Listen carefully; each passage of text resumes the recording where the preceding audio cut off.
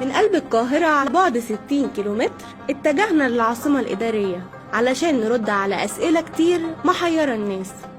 إيه أهميتها؟ هل هتبقى لطبقة معينة؟ هوصلها إزاي؟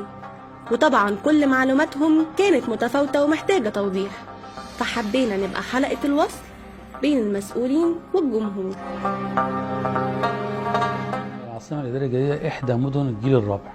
الدولة تنشئ مدن عمرانية جديدة متكاملة عشان تفك الاختناقات اللي داخل القاهرة وتخرج بالناس إلى مجتمع حضري جديد ونظيف، وتطبق فيها كل معايير المتقدمة في التخطيط العمراني. مساحة العاصمة الإدارية الجديدة حوالي 180 ألف فدان، إنما المرحلة الأولى في التنفيذ دلوقتي 40 ألف فدان. هتنفذ على 3 مراحل، تحتوي على حوالي 8 أحياء سكنية، كل حي يحتوي على 25 ألف وحدة سكنية. المساكن في العاصمة بتتنوع بين الطراز الكلاسيكي والمودرن بإطلالة لاندسكيب بسيطة، مخطط إنها تستقبل 6.5 مليون نسمة، لأن هيكون فيها أكتر من 20 حي سكني، وده هيقلل كتير من التكدس والازدحام في مصر. وطبعا عشان العاصمة هتكون مدينة متطورة جدا، هتقدم خدمات تكنولوجية مختلفة لأول مرة بنشهدها. شوارعها بتتميز بحارة دراجات متواصلة في جميع طرق المدينة، كمان الشوارع مزودة بمنظومة مخلفات صلبة، وهي خاصية جديدة بتخزن القمامة في صناديق تحت الأرض. كمان العاصمة كلها متغطية بشبكة أمنية ذكية جدا، فخلي بالك لو جاي العاصمة انت متراقب. ننفذ النهر الأخضر، وده هتبقى منطقة حدائق مركزية على أعلى مستوى متنفس للعاصمة واللي حوالين العاصمة، مش العاصمة بس، يعني أي حد في أي حتة يقدر يوصل لها ويقدر يتنزه بيها.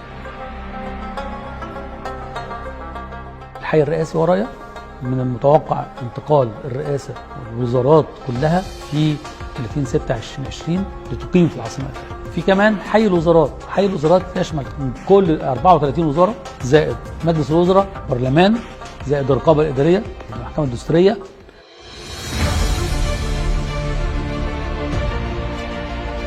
احنا هنا شغالين في 4 وزارات: وزارة الأوقاف، ووزارة التربية والتعليم، ووزارة التعليم العالي، ومبنى شركة العاصمة. شغالين دلوقتي في المراحل النهائية في التشطيبات، بنركب إزاز خارجي، الواجهات بالكامل رخام خلصت.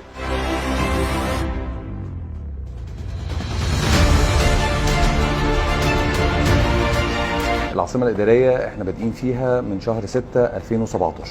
المشروع يمكن ناس كتير مش متخيلين حجم العمل اللي موجود فيه وحجم الإيد العاملة المصرية اللي شغالة في العاصمة الإدارية. المواصفات اللي موجودة واللي تم تنفيذ بها المشروع من أعلى المواصفات العالمية: مقاومة الحريق، عزل الصوت، مقاومة الزلازل. العاصمة الإدارية كلها معمول تصميمها على إن هي تبقى مدينة ذكية. بيتم إنشاء مبنى تحكم كامل في العاصمة، مربوط عليه كل مباني العاصمة والطرق. يعني إن شاء الله رب العالمين نأمل إن هي تكون عاصمة مصر المستقبلية على قد اسم مصر اللي احنا كلنا أملنا فيه إن شاء الله رب العالمين.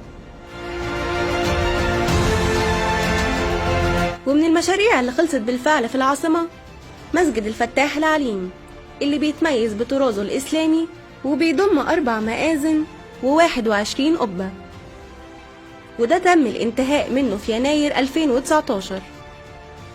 وفي نفس الوقت تم افتتاح الكاتدرائية اللي اتبنت على مساحة 63 ألف متر وتسع حوالي 8500 شخص.